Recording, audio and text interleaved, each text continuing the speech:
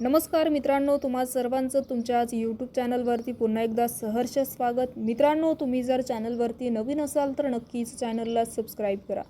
अनेक प्रसंगी अजितदादांना खलनायक ठरवण्याचा प्रयत्न झाला। तुमच्या अंगावर कोणी आलं तर त्याला आम्ही शिंगावर घेतलं। 2019 साली पहाटेचा शपथविधी घेऊ नका मी सांगितलं होतं। ती शपथविधी दादांनी घेतली, पण शिक्षा मात्र मलाच मिळाली, अशी खंत व्यक्त करताना अन्न व नागरिक पुरवठा मंत्री यांनी शरद पवारांवर निशाणा साधला। लोकसभा निवडणुकीमध्ये बारामतीत प्रचाराला गेल्याने आम्हाला टार्गेट केलं गेलं। असं असताना मुंडे म्हणाले की अनेक ठिकाणी युतीच्या उमेदवारांच्या प्रचारासाठी मी गेलो होतो, त्यामुळे बारामतीत लोकसभा निवडणुकीत सुनित्रा वहिनीच्या प्रचारासाठी जाऊ नको, अन्यथा पुढे विधानसभेत त्याचा तुला त्रास होईल असा सल्ला मला अनेकांनी दिला होता, मात्र तरीही मी गेलो। माझ्यासह अनेकांना विधानसभा निवडणुकीत ठरवून टार्गेट केलं गेलं। मी माझ्या परळीच्या जनतेच्या आशीर्वादाने 1,40,000 मतांनी लीडने निवडून आलो। त्याच्याच पोटदुखीमुळे ठाण्यात मी पक्षाच्या उमेदवारांच्या प्रचाराला गेलो म्हणून तिथले नेते बीडमध्ये येऊन मला टार्गेट करत होते, हेही उघड झालं।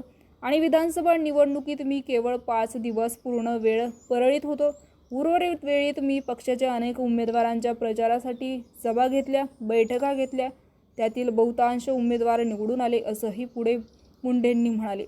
पक्षात आल्यापासून आजवरच्या वाटचालीत आमचे नेते म्हणून आमच्या पाठीशी उभे राहिले। अनेक प्रसंगी अजितदादांनी खलनायक ठरवण्याचा प्रयत्न झाला होता।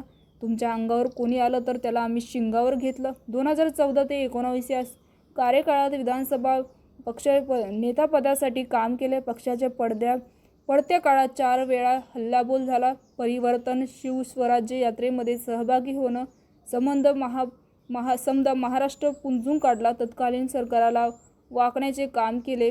तर 2019 साली पहाटेचा शपथविधी घेऊ नका हे सांगितलं होतं। ती शपथविधी घेण्यात आली, पण शिक्षा मात्र मला मिळाली, असेही खंत धनंजय मुंडे यांनी आज प्रथमच बोलून दाखवले। तर मित्रांनो, याविषयी तुमचं मत काय आहे आम्हाला कमेंट बॉक्समध्ये नक्कीच कळवा आणि चॅनलला नक्कीच सबस्क्राईब करा। तूर्तास धन्यवाद। जय महाराष्ट्र।